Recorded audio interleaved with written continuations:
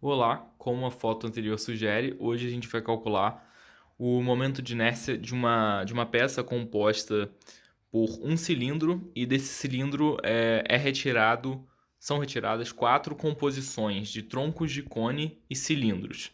E aí, para a gente poder calcular essas composições, primeiro a gente tem que saber o momento de inércia de um tronco de cone. E aí a gente vai calcular esse momento de inércia do tronco de cone partindo do momento de inércia de um disco. Por quê, né? Vamos pensar aqui. A gente tem um disco aqui de raio R, ok? E aí pensa num cilindro. Um cilindro pode ser pensado como vários discos estacados, vários discos um atrás do outro. Então, agora imagina se a gente pega esses discos, estaca eles, coloca um atrás do outro e varia o seu raio, varia o tamanho deles ao longo do caminho. Bem, fazendo isso a gente consegue facilitar um pouco a conta do momento de inércia de um tronco de cone, beleza? Então, ok, a gente vai partir dos parâmetros R1, raio da base menor, R2, raio da base. Desculpa, o R1 é raio da base maior, o R2 é o raio da base menor, H é a altura do tronco de cone, M é a massa do tronco de cone, e a gente vai calcular esse momento de inércia em relação ao eixo central do tronco de cone, conforme vocês puderam ver pela imagem. Então, beleza. Primeiramente, a gente vai definir aqui que o ρ, que é a densidade, é igual a massa sobre o volume. Esse volume aí que você está vendo é a fórmula do volume do tronco de cone, ok? E aí a gente só divide a massa por esse volume, e aí dá esse resultado de densidade. O segundo passo seria a gente definir o dV, que é o elemento infinitesimal de volume.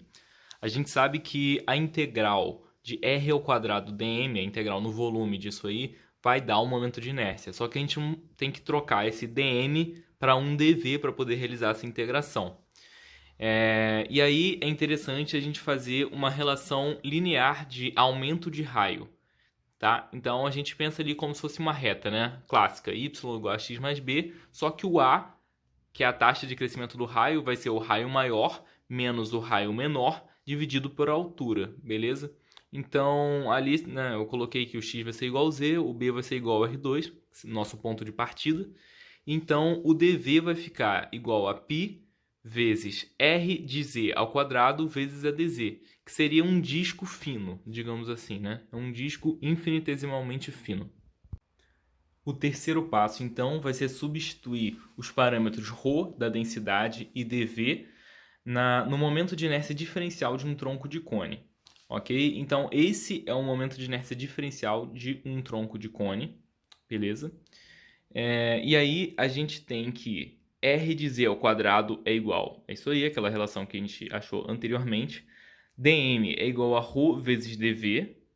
Então, o dm vai ser igual a ρ vezes π vezes r de z ao quadrado vezes dz, que é o que a gente também achou anteriormente.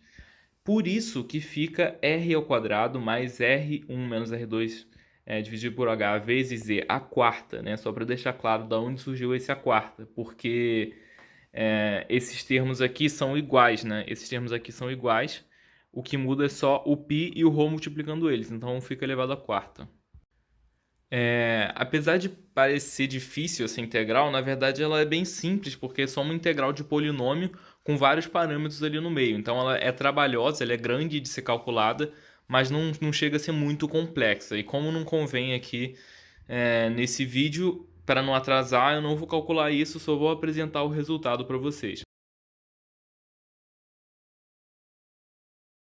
Bem, esse aqui então é o resultado da nossa integral do momento de inércia de um tronco de cone com o eixo passando pelo seu centro ali, né? Como esse eixo vermelho aqui. Mas se a gente olhar para o nosso modelo, a gente vai lembrar que isso aqui não é o resultado final ainda que a gente quer.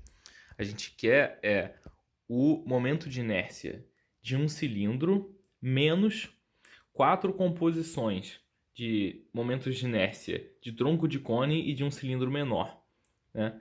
E a gente calculou para esse eixo vermelho, que é o eixo que passa pelo centro do tronco de cone e do cilindro menor.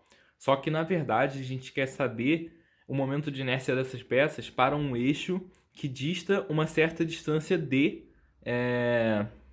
desse eixo aqui, né? É um eixo paralelo, então a gente pode aplicar o teorema dos eixos paralelos. No caso, a gente quer calcular para esse eixo azul, que é o centro do cilindro maior, entendeu? Então, aqui seria o IG ali, que eu coloquei IG, seria o momento de inércia do tronco de cone relativo ao seu eixo que passa pelo centro de gravidade.